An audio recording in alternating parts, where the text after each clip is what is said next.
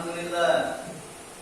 Alhamdulillahilladzi hadana lihada wa ma kunna linahtadiya laula an hadana Allah. Asyhadu an la ilaha illallah wahdahu la syarika lah wa asyhadu anna sayyidana Muhammadan abduhu wa rasuluhu la nabiyya ba'dahu. Allahumma salli ala sayyidina Muhammad wa ala alihi wa sahbihi ila yaumil ma'ad. Amma ba'd.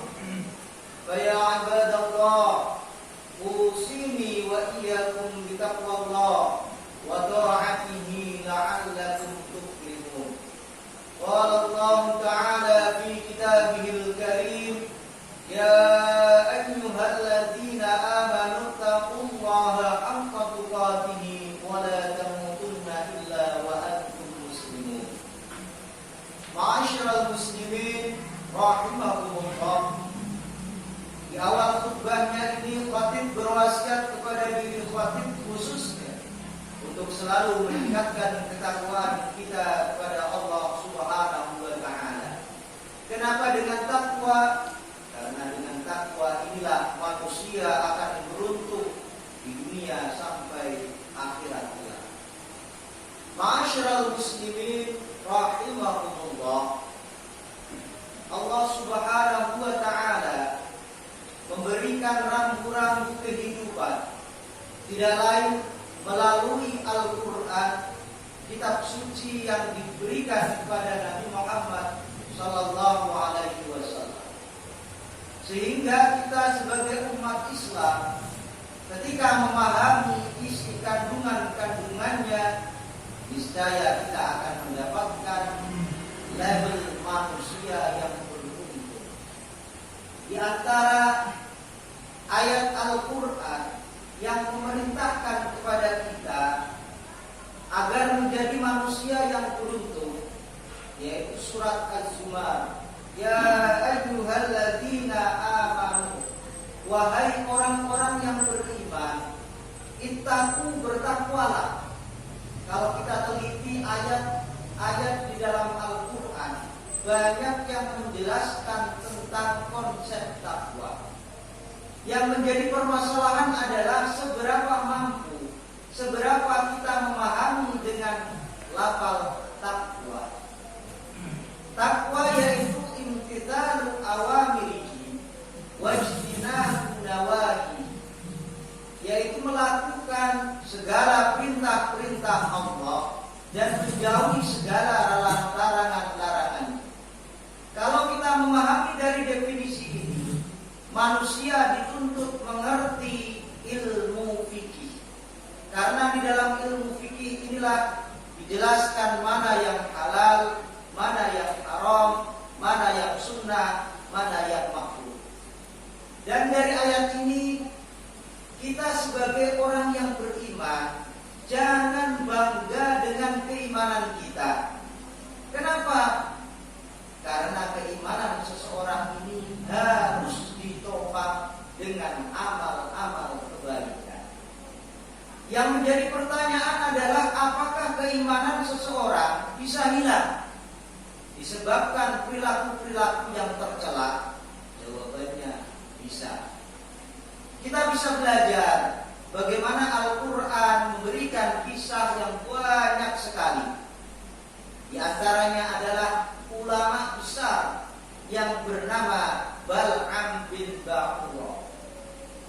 Kalau kita melihat sejarah Bal'am bin Ba'ura, ini ulama yang mengerti kitab-kitab Taurat, percaya kepada Nabi Musa, tapi kenapa akhir hayatnya bisa meninggal dalam keadaan su'ul khatimah? Ini tidak lain adalah karena apa? Nafsu dalam dirinya menguasai, bahkan menghalang-halangi, berani menentang ajaran-ajaran Nabi Musa. Di dalam tafsir Mawatabid karya Syekh Nawawi Al-Batani, beliau menjelaskan secara tuntas siapa sih Bal'am bin Ba'ura. Bal'am bin Ba'ura ini ulama hebat. Bahkan di dalam kitab tersebut saat itu santrinya hampir 12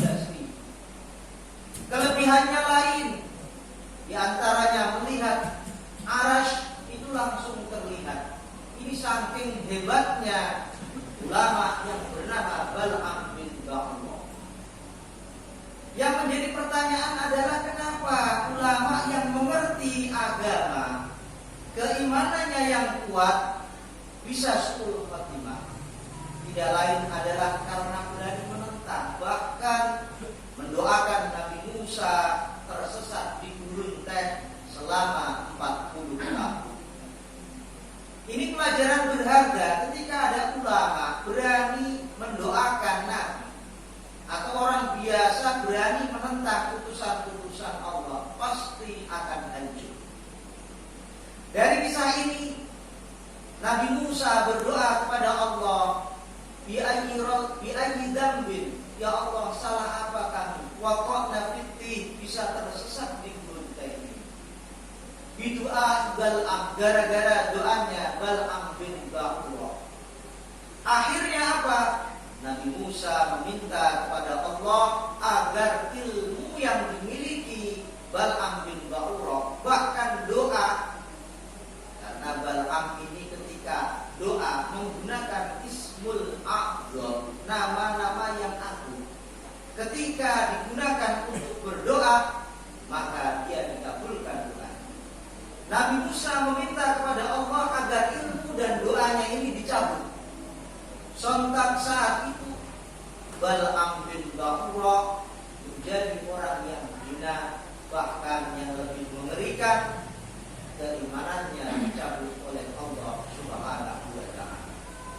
Dari sini kita bisa memahami kenapa walaupun kita sebagai orang yang beriman, jangan bangga dengan keimanan kita, tapi kita harus memupuk keimanan kita dengan amal-amal shalih. Kalau kita teliti lagi dari Al-Quran, kita tahu bahwa pahala yang Allah berikan kepada yang beriman biasanya syaratnya hanya dua. Yang pertama adalah amanu, yang kedua wa amilus shalihat. Dua hal ini tidak bisa dipisahkan, satu dan yang lainnya saling melengkapi. Kembali lagi ke pokok permasalahan, bahwa Allah memerintahkan kepada kita supaya bertakwa dan beramal saleh, tidak lain adalah agar manusia mendapatkan keberuntungan. Lilladzina ahsanu fi hadhihi dunya hasanah. Karena orang-orang yang berbuat kebaikan di dunia ini akan mendapatkan sebuah kebaikan atau hasanah. Maksudnya apa? Allah akan mencukupi segala keinginan yang kita harapkan. Walaupun kadangkala harapan yang kita minta ini tidak saat itu dikabulkan oleh Allah, kadangkala dikabulkan beberapa bulan, kadang beberapa tahun lamanya. Ini menegaskan bahwa Allah Maha mengerti keinginan hambanya. Kadangkala hambanya inilah yang keterlaluan, meminta dengan doa yang ngotot, padahal keinginannya ini tidak baik bila Allah menurunkan saat.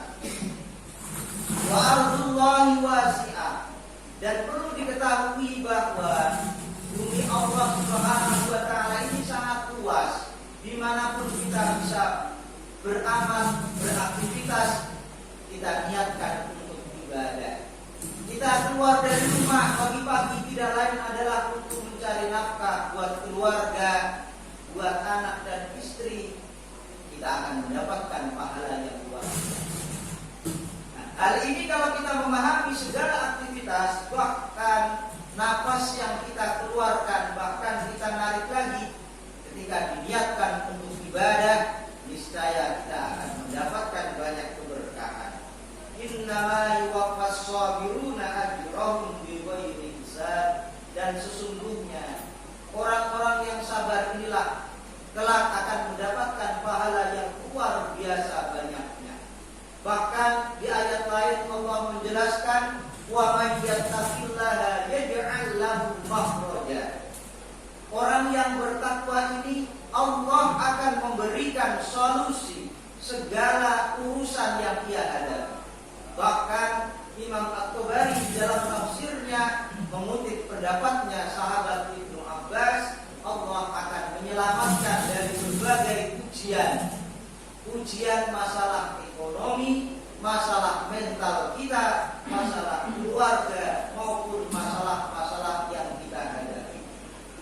Wa may yattaqillaha yaj'al lahu makhraja wa yarzuqhu min haitsu la yahtasib, dan Allah akan memberikan rezeki yang dia tidak sangka-sangka.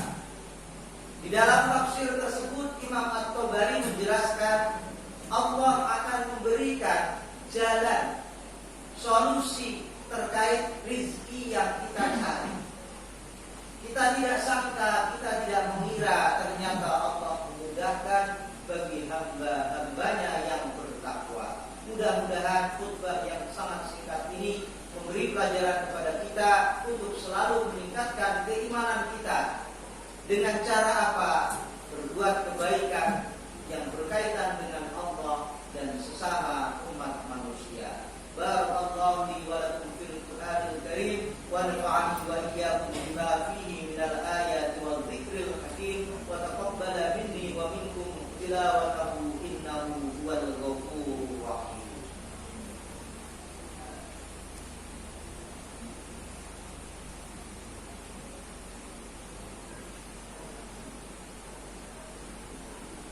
Alhamdulillah